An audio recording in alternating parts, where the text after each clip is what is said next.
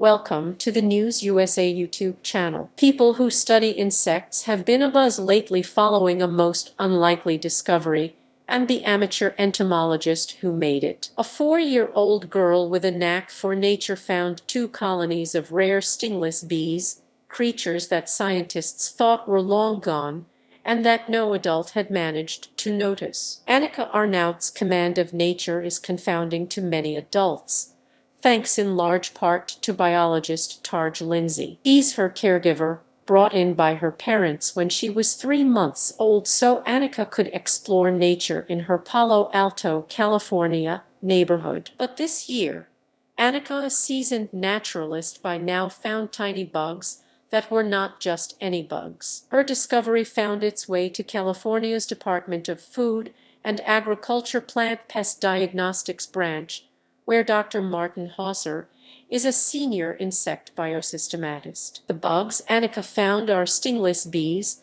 that aren't supposed to be here. They live in Brazil and are much smaller than the average honeybee. Annika found the insects in an undisclosed location, which she wouldn't divulge in order to protect her special place. Decades ago, the U.S. Department of Agriculture was looking for bees to boost the size of fruit and vegetable crops. In 1950, the USDA asked a Brazilian researcher to send them bee colonies to have alternative pollinators, said Hauser. He sent them in the 50s to Gainesville, Florida, Logan, Utah, and Davis and Palo Alto. And he said all the bees died in 1 year. They didn't like the cold weather in Utah. They couldn't compete in Florida, he added. They also went to Stanford Professor George Schaefer in Palo Alto. Only the colonies sent to Dr. Schaefer survived in Palo Alto for 8 years, according to Hauser. The bees went unnoticed for 70 years until a 4-year-old girl noticed them this year. It shows us when you have a new perspective with the eyes of a child.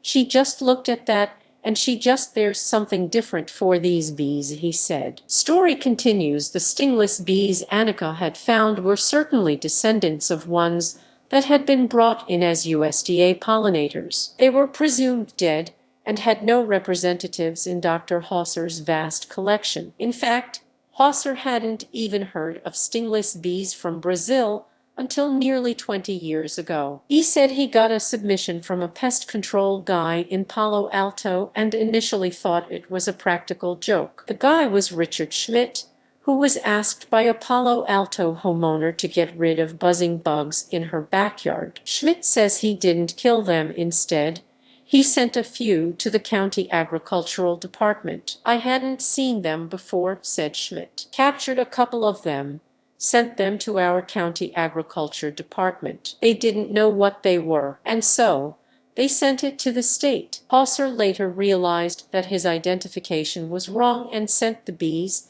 to different experts around the world. But they were all puzzled. They all said, "Where did you find it?" And I said, "Palo Alto," he said. And so finally he came up that it's a species described in the year 1900 by a German bee researcher. After he cracked the case, the tree toppled and the bees disappeared. A single remaining piece made it into his collection. That's all he had to go on until this year, when Annika's bees became social media stars on iNaturalist, a website that posted pictures Tarj took. Hauser was impressed with Annika's find. I was very impressed that she found 2 colonies, he said. That's very amazing that she found 2, and all the scientists found none. For Dr. Hauser, as much as the bees are a rare find, Annika is too. It was important for him to meet her, and he was happy to do so. He's encouraging children to be more curious about nature like he was as a kid. When they met for the first time,